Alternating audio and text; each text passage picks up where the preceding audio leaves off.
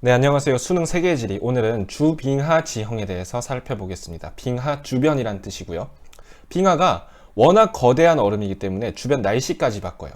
그래서 빙하 주변에 엄청 추운, 막 얼음이 생겼다가 다시 녹았다가 반복되는 그런 추운 기후가 있는데, 거기서 만들어진 주빙하 기후 지역에서 만들어진 지형이 주빙하 지형입니다.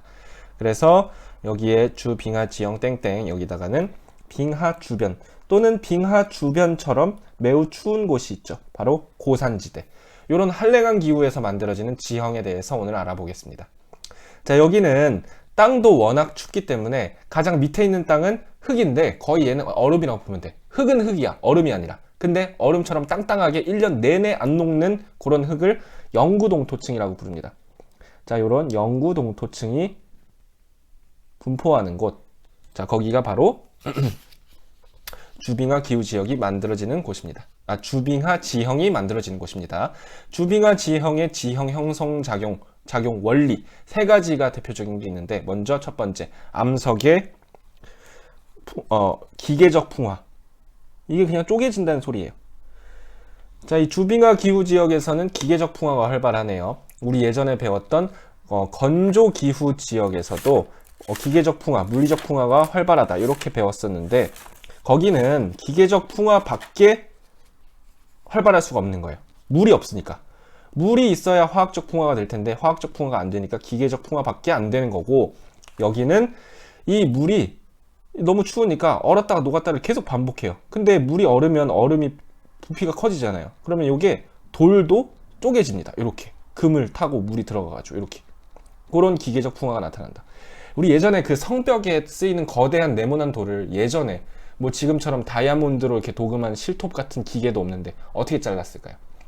그 돌에다가 송곳, 거대한 송곳 같은 걸로 이렇게 구멍을 쫑쫑쫑 냅니다. 겨울에. 그 다음 거기다 물을 넣어놓으면 이게 벌어지면서 이 바위가 자동으로 쪼개져요. 그런 원리로. 실제로 그런 게 있을 만큼 추운 그런 날씨에서는 기계적 풍화가 활발하다. 그 다음 지표면. 이 영구동토층 아까 말했던 그 위에는 여름에만 녹고 겨울에는 다시 어는, 왔다 갔다 하는 활동층이라는 애가 있어요. 요게 추울 때는 얼었다가 얼면은 얘가 부피가 커지죠. 그 다음에 더울 때는 다시 녹았다가 내려갔다가 하는 반복하는 애가 있는데, 그걸 활동층이라고 하고, 이런 활동층의 지표면이 얼었다 녹았다를 반복하면 그것을 지표면의 결빙과 융해라고 부릅니다. 얼었다 녹았다. 그러면 그 표면에 있는 돌멩이도 왔다 갔다 하면서 이동하게 돼요.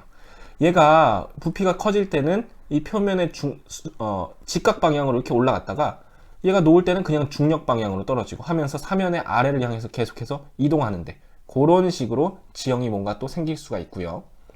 그 다음 세 번째는 이 영구동토층 위에 있는 이 활동층이 물을 많이 머금고 좀 녹아버리면 흐물흐물해져 가지고 그 안에 이런 퇴적물들을 포함한 상태에서 마치 우리 반죽, 밀가루 반죽, 부침개 할 때 그 반죽은 되게 흐물흐물하잖아요. 그래서 이렇게 막 도마 같은 데다 놓고 기울이면 이렇게 쭉 미끄러지죠. 딱 그런 상태로 활동층이 녹아서 흘러내리는 지형 형성 작용.